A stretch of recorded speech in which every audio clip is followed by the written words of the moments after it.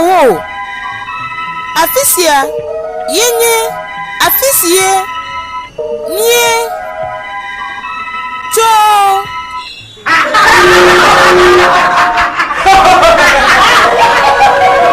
Le matin, quoi, c'est dit, c'est où?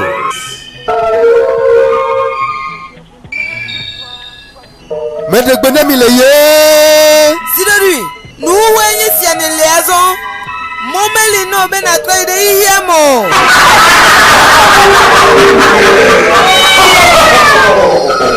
Nakano afudem na mi esien la gbea. Mekano amon koko tim be ma chode wa gbera. Azon sien e gbojo le gododora me amazamon koko sia atwale o. Magavo. Nele tipo iga. Eye ni le pekpegere nu o. Ben adokaba. Nyele ouke. Elle a ben le tito dom nyabe fiarupia me. Eye wo kusia. La gbojo o ha me vi mamle o. Mele kukuge o. Oh, mele kukuge o.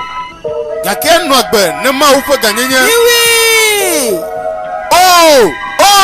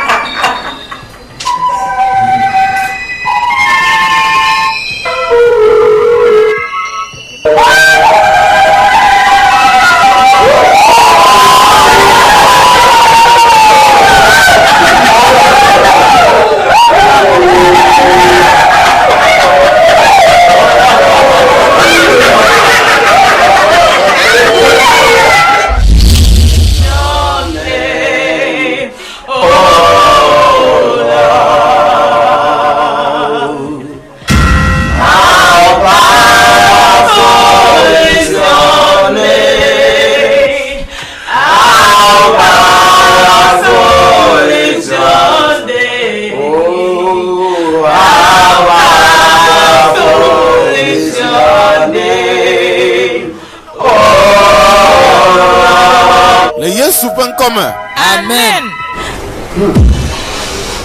Nima gahia la dogbera o.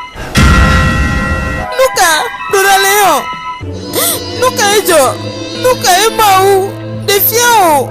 De mau de na defiao. Kude no no misi anwa. Ne na de a planami yele toji. Brother Kenneth.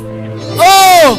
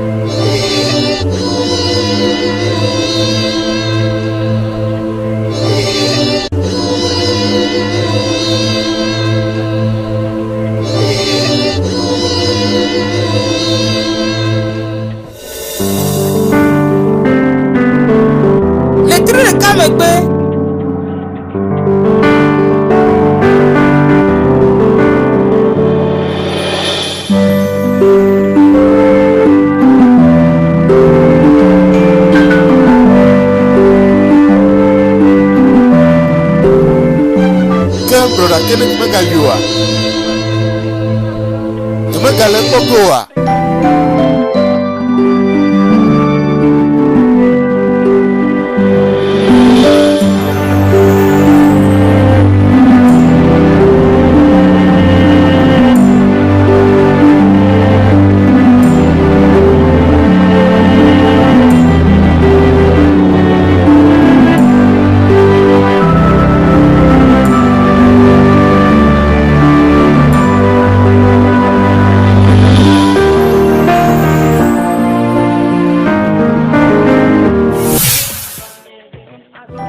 lève la nuit.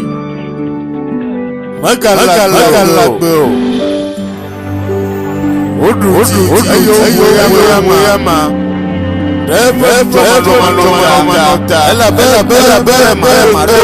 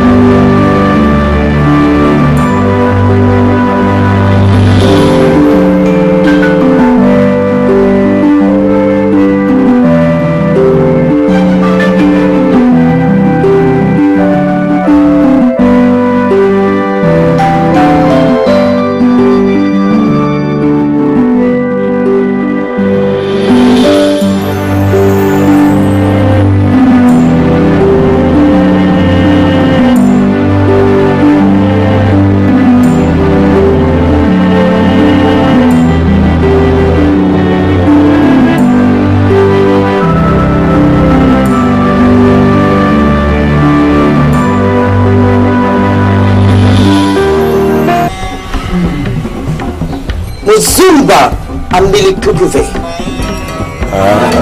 Zumba Ukuveku. Miau, hapopu, Muzumba Amilikuve. Mimale gagagala basiamo. Esi enyama siamo pajiji. Yedula odo asila sima. Atua kule chotia. Yedola banko open konolao namnya bagbele twa yele tidu paga le open konolao gbegbele me yele o Clara meto nye fiafi ato DJ gamiele edola ku nye fiasi Ejombe nyatema charaju. Ela beto yare ya mimela vasiaji dumbere o. Kaka nanyaba nyetanya panusawa. Makare jibe nye adonsa towo. Yema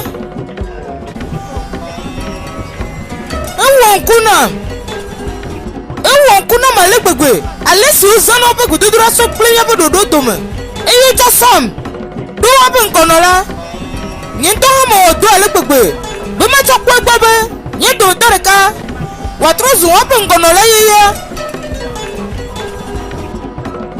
Yaka Nimeteriyo. Aleke nyakbagwa jijo. Omete jejo.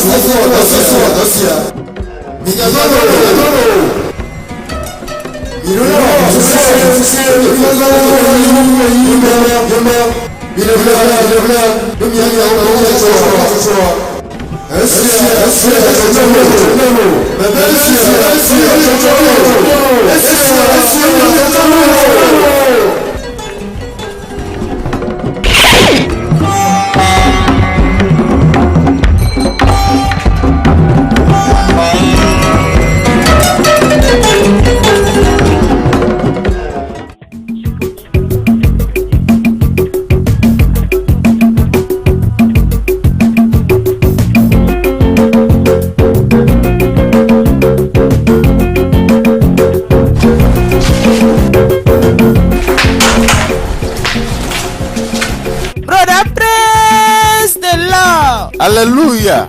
Nyawezon. Brother, nyeva po. Deme do ta joshi ya. Do do le kama le gbe ore. Menya. Nkla mi arem nyedo kama. Yema do taya. Vogakia. Yema do wibe mado gododo kulunya tumetwarore. Brother, ta flete we mieva gbo. Laisse me megle na o. Kaka ta flete. Yedui, mieva fisia, ple sube. Na tema gako, na ne o menami, brother, yen gbedoro ve viento. Mieva fisia be na hronumi. Ure mi pe gbojo lo hosemi anu. Na te fok bom nyela. Vogakia manya nyapo memnya glasi alore. Brother Leon. Abale sinele kwa ma, me toy.